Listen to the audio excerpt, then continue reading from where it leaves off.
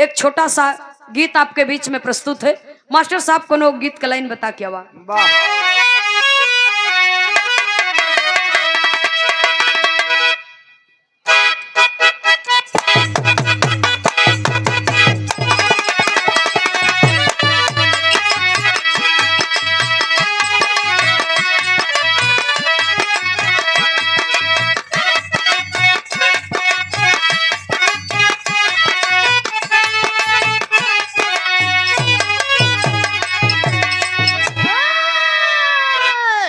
Harmonium master साहब बहुत सुंदर गीत का संकेत किए हैं। हमारे जन्म का पहले का धुन हुई कैसी देखा ये गीत के एक ठन ननद देखे भौजाई एक ननद भौजाई 4 बजवा भोरहिया में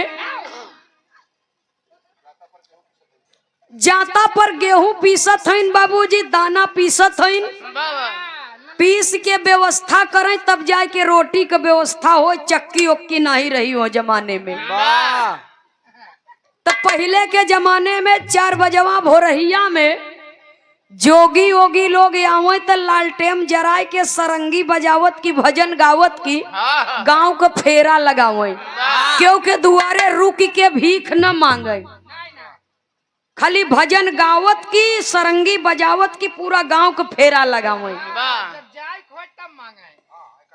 सुनने वाले श्रोता सज्जनों तो एक थे जोगी बाबा घरवा के बगल से सरंगी बजावत भजन गावत के आगे निकल गए। जैसे पहले पसर डाले जाते में तब भौजैया के मनवई मोही अरे हथवा छूट के ओकरा हथौड़वे आओ भाई जोन भैया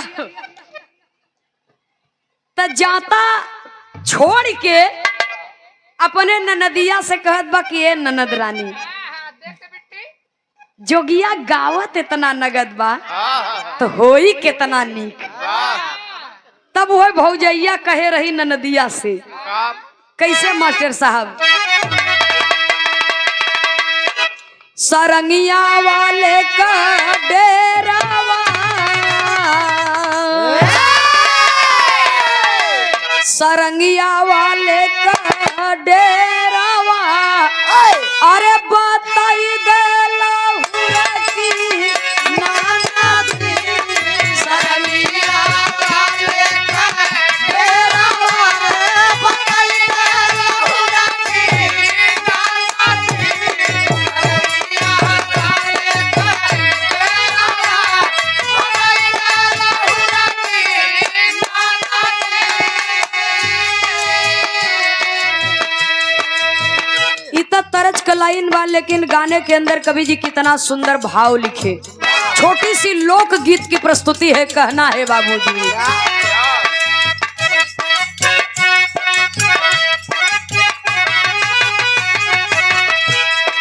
सैया के आई है धावाना,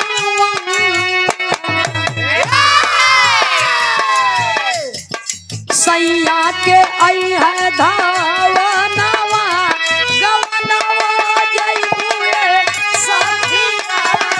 सैया के आई है धावाना, गवनवा जइबुए सखिया। सैया के आई है धावाना, गवनवा जइबुए सखिया।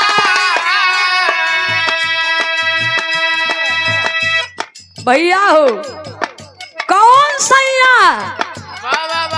नैनो कार वाला नहीं, नैनो कार, अल्टो, टवेरा, ट्रैक्टर, जेसीबी वाला नहीं। ई मत सोचा खाली मेहररुए के सैया होते, आपो कहन चाहे मोछा रखे चाहे जटा रखे। तू मथैया मेहरारू हो। भैया हो जीव हो, जंतु हो, पशु हो, पक्षी हो, कुकुर हो, बिलार हो, स्त्री हो, पुरुष हो, कोई भी हो, इ पृथ्वी पर जीवित है बाबूजी, तो ओकरे भीतर आत्मा बा। आत्मा रूपी दुल्हन को एक दिन परमात्मा रूपी दूल्हे के पास जाना है। इसलिए लिखा गया सैया के आई है धवनवा गवनवा जैबू सखिया। पहले लाइन में पहली पंक्ति में कवि लिखते हैं ना पाचक ना मारा पखमाई ना मानई नवरात हो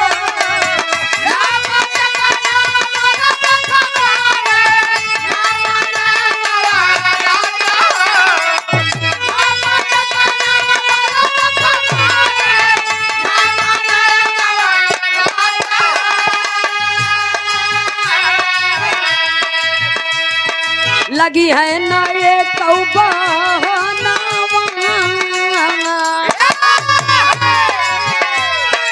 लगी है ना ये तौबा नावा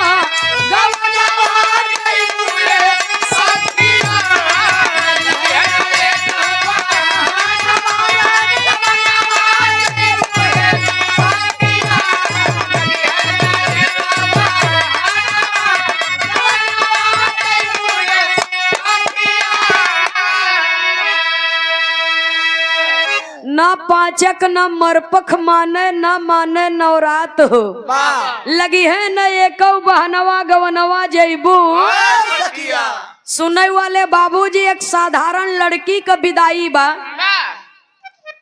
तो संजोग रहा बाबूजी की लड़की अपने नैहरे में और पिया ओकर परदेश और बुढ़िया घरे बीमार बा सासू रानी कहत है अपने बुढ़ऊ से कि जाता पतोहिया आन लिए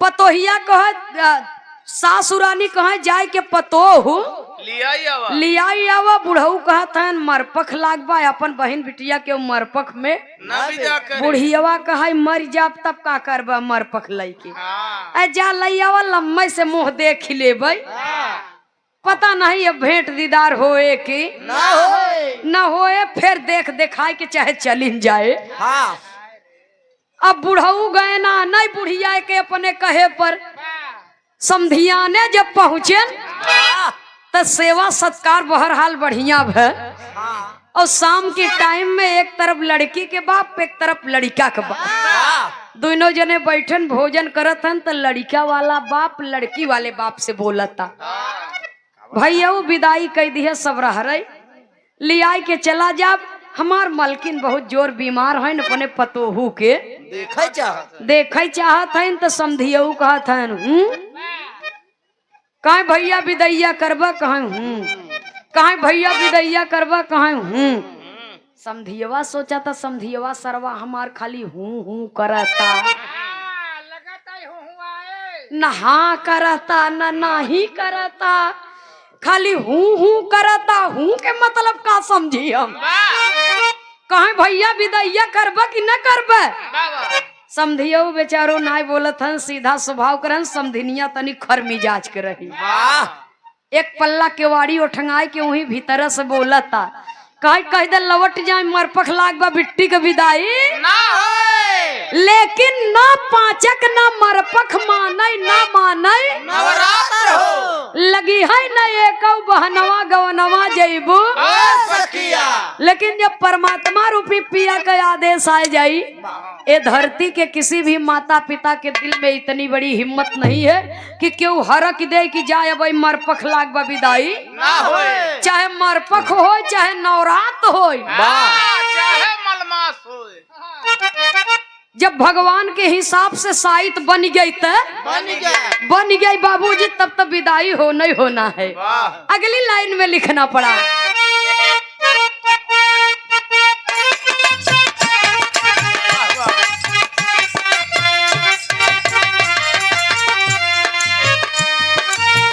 आँख में काजल माथे में बिंदिया मिसी जड़ लगा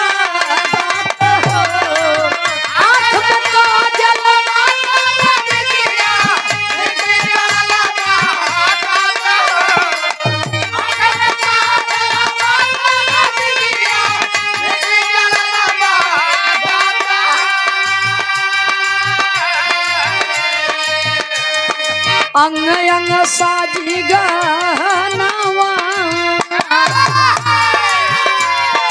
अंग अंग साजी गहनवा गवनवा कई भूले सखिया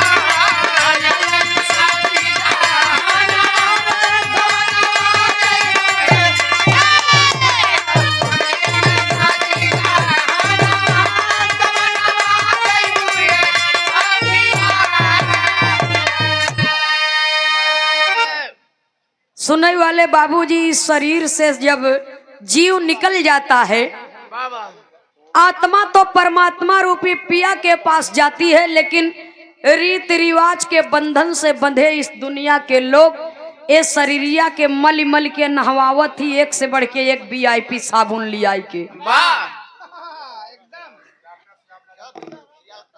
इसीलिए कहा जाता है माँ मौत ईश्वर सदा सत्य ही सत्य है। आज बाबूजी का तेरही में सब लोग तेरही खाई आई है। एक दिन ऐसा समय आ जाए कि हमारो तेरही होई के बा, इसलिए कि पैदा हुए हैं तो समय आने पर मरना पड़ेगा। वाह तेरा ही कैसे होए हो? काहे ना होए? तू अबे कुंवारी हो। तू है अब ना तो तेरे हम को कही काम दूध मुहिम से चल जाए। जैसे तोहार हो वैसे हमरा हो। हाँ वो तो हम जानता ही है। तू कुंवारी हम हो कुंवारा। अरे वाह तब 18वें दिन होए। एक कुंवारा ओहरा होल नहीं जाता भैया। पानी में रह के पानी माँ अब का कही, कुछ ज्यादा न कहब, जले बीच धोबिया मरता। बात पर्दे में रहा, मुसाफिर गाना के आखिरी लाइन में कहना है।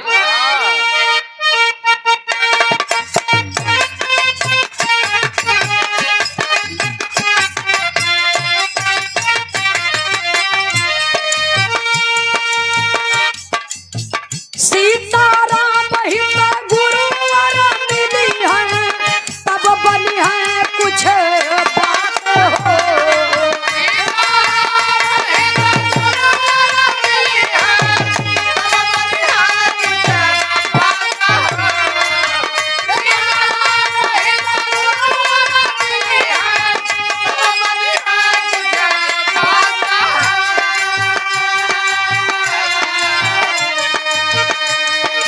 कभी भाई लाल कतार नवा,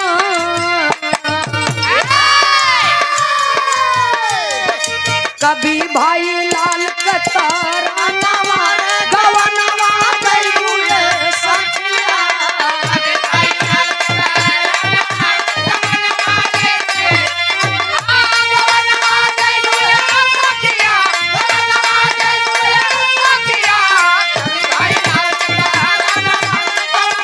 जय हो।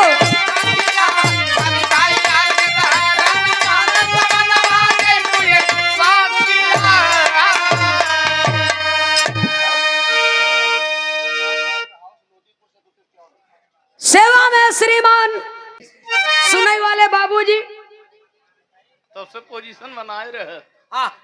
सिर से लेके पैर तक के बाबूजी फूल माला से सजाया जाता है, बाबा चुन चुन करके श्रृंगार किया जाता है।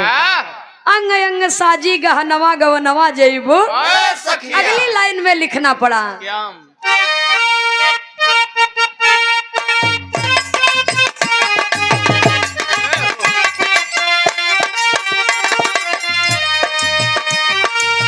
हित मित हेली मेली रोई है पिता यरु मात हो।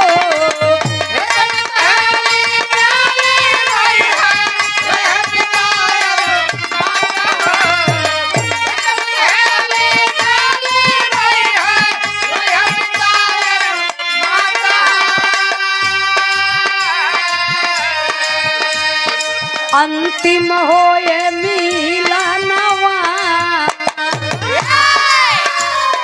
अंतिम होए मिलनवा गवनवा कई भूले सखिया।